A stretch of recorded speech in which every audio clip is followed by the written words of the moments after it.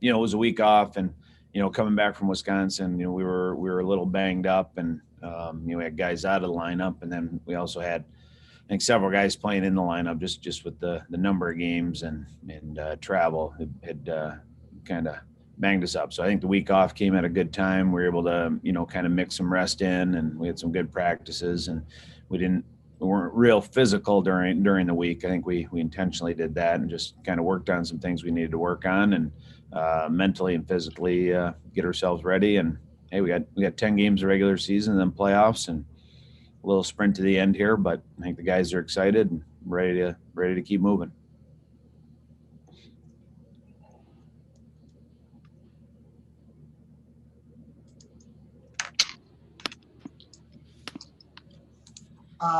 You're muted. Pardon. Yep, Scott, go ahead.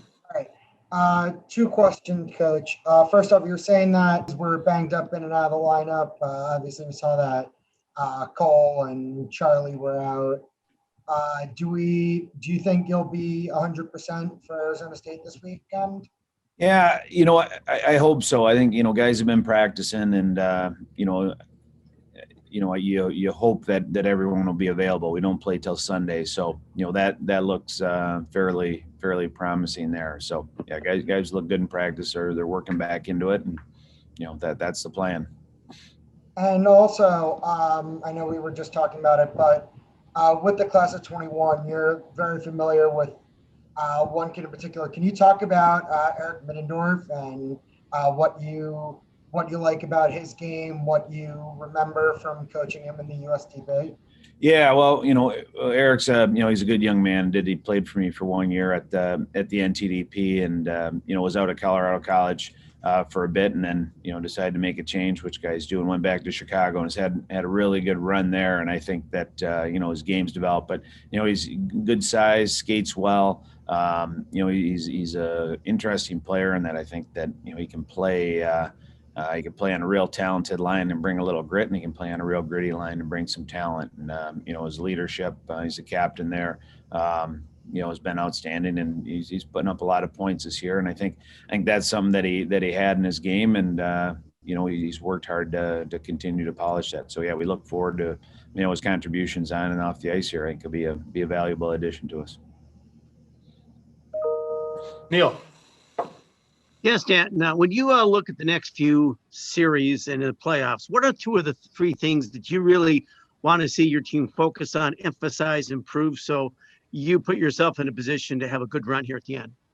Well, I think the first thing and most importantly for us is just the consistency and playing with the pace that we need to be successful. And when we do that, and we do it within the games, we're fine, or we do it for a whole game, we do real well. And when we get away from it, where we find ourselves, one or two guys working and the other guys kind of watching and seeing what happens, and then it moves and they work. And so it's not really that we don't have guys working. It's just they got to be working as five. And again, when we do that, we do it pretty well. So we've been emphasizing that, and that's an action thing. And if you have a problem that has to do with action, you don't have a problem. That's an easy fix and take care of it. And then, the other part of it is, hey, our we look at scoring, and there's lots of different ways, and we've been in lots of tight games, and the power play at some point, we've put a lot of work in it. We don't get a lot of attempts at it, but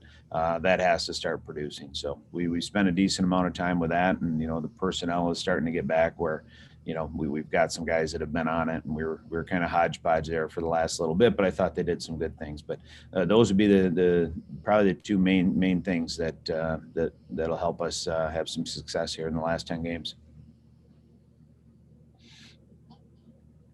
Sam.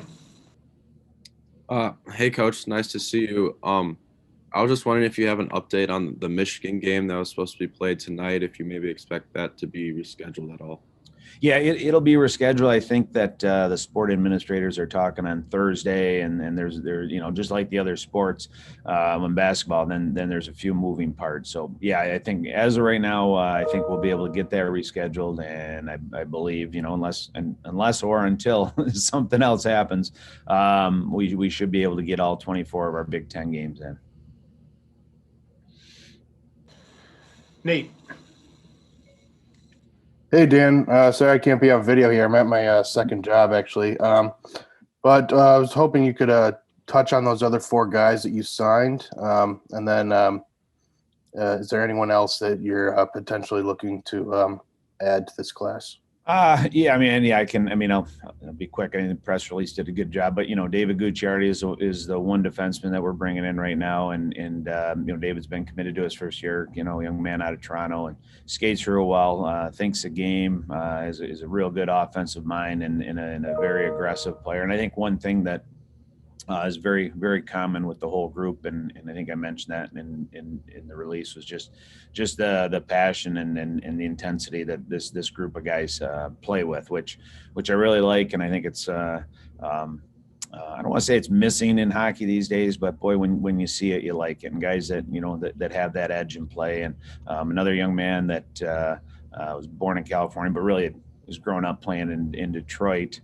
Tanner Kelly is a heck of a player, and he's been on our radar for a while, and is having a really good year. And again, plays with a lot of edge, a lot of energy, and plays in a lot of different situations and special teams, and good motor, and again a good IQ. So Jesse Tucker is a young man out of Northern Ontario that has been in the USHL the last couple of years, and I really like Jesse's game. He's got a good edge to him.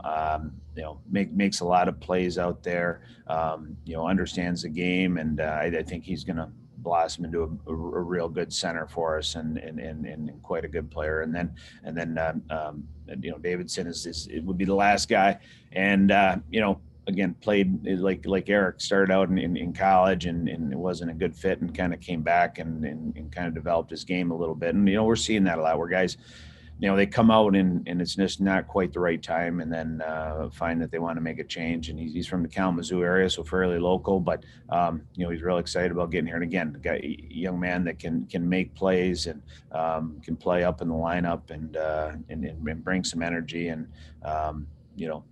carry the play at a pace that we want to. So I think all those guys, again, they have some commonalities.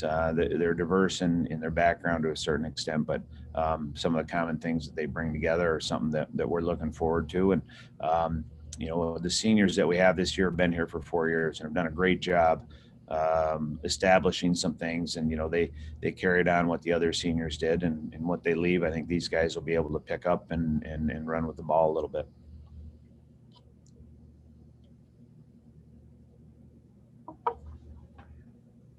Neil. Yes, Dan. Arizona State's had a very unique schedule.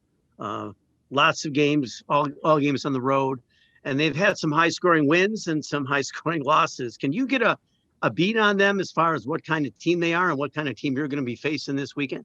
Yeah, I think they'll be probably a little more similar to what we saw earlier in the year. I know through the middle there, and they had some of those games where they had several guys out with, they had some COVID situations and some injury situations where they were really shorthanded. They had, I know at one point, probably their top two defensemen were out, and they had forwards back playing D, and, so that, and a couple of their goalies were out. So they were missing some real main players. So, in this situation, in this year, there's a lot of that stuff that goes on that you got to kind of dig below the surface and try and figure out, hey, what's the team really like? And I think, they're better than some of those games indicated, and not a bad team at all. But, they were a pretty highly ranked team. I think they might've been in the top 10 coming in the season. They had, one of the higher percentage of returning scorers coming back from last year. So, their goaltending is good. So they're a pretty good team. And I think right in the middle, they got hit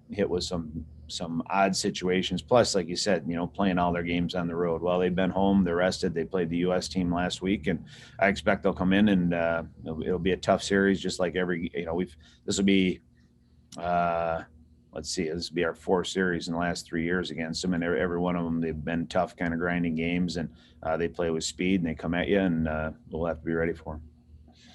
Thanks, Dan. Audrey. Hey, Coach Cole.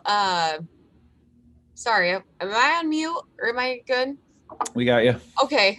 Sorry. going off of Arizona State just a little bit more in a sense that they were able to be a part of the schedule still, because this season's so wonky with COVID. You know, it's usually just a Big Ten only schedule, but Arizona State still staying in it. How is that a good thing for you guys that you're still able to keep this non-conference opponent despite everything that's going on?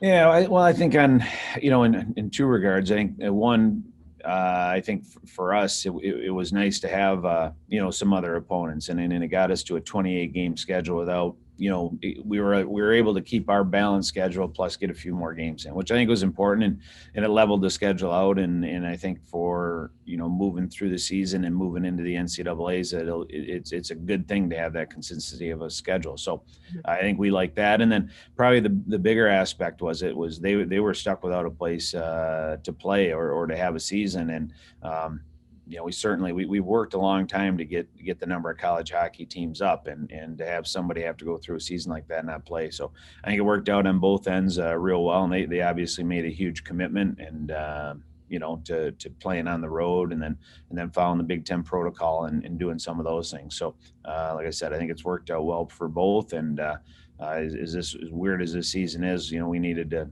try and get everybody through it. And I think this has helped for them quite a bit. And then when you're recruiting a player, how much emphasis do you put on the USHL? Because every one of your guys that, is coming in has played for a USHL team. So how much emphasis, and do you have a favorite team in the USHL that you think really just develops their players well? Well, the USHL is a really good league, and there's certainly other places where guys come out of, and a lot of our guys have played in some different leagues before getting there. But no, it's a really good proving ground. It's a tough league. It's an older league, and I think if you look around the NCAA, that's where the most of the guys are coming out. But if you're having success in there, and I think 3 of our guys right now are in the top 11 in scoring, and I think if Jesse had played a few more games, he'd be up there as well. I think that's a good indication moving forward, and I think that's statistically is proven out. So, and as far as a favorite team, I think it's run very well. There's some guys that I know there for a long time that do great jobs, but overall, I think it's a really well run league. I think all the teams do a nice job. I'm certainly partial to the U.S. team because I was there for 7 years, but overall, it's just good operators, good coaches. They do a really nice job. It's a very, very well run league, and over the years they've done a good job, being the main provider for players to the NCAA. Thank you. Scott. Hey, Coach. Since we last spoke to you and since you guys last played, Drew DeRitter was named to the Mike Richter Award watch list. What can you say about Drew's play this year and how he's contributed to the overall feel in the locker room and your performance on the ice?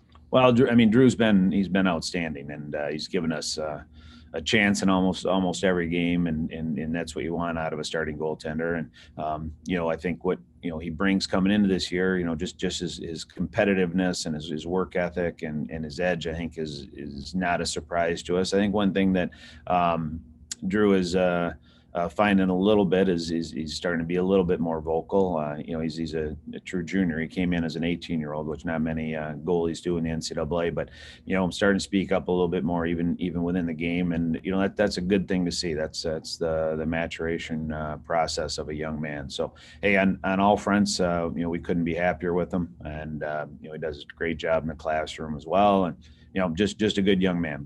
But yeah, he like any good team, your goalie has to be there and has to be a big part of it. And Drew's done a great job. And then I'd also say, with Pierce, he's done a nice job too. The same way kind of that John Lethman did with him. You have a pair that you want them to work together. You want them to push each other, and you want it to be that kind of teammate thing. And he's not that much older than Pierce, but he's a third-year guy, and Pierce is a freshman. And again, that's just another leadership facet that he's bringing to the table, which I think makes it even more impactful for him as a young man.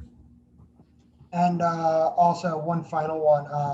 We got to see the season debut of Cal Dibbich and the NCAA debut of Cal last series against Wisconsin due to some injuries.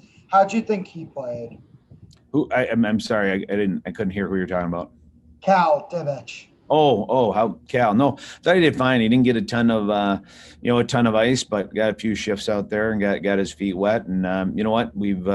We've been real happy with him, and he's doing what Powell did in terms of keeping himself ready and practicing well. And but no, I thought he handled himself real well. He was excited about it, and that's good. And that sometimes it's good to get that first game out of the way and move forward from there. But no, I was real excited. I think the guys were happy to have him in and did a good job for us.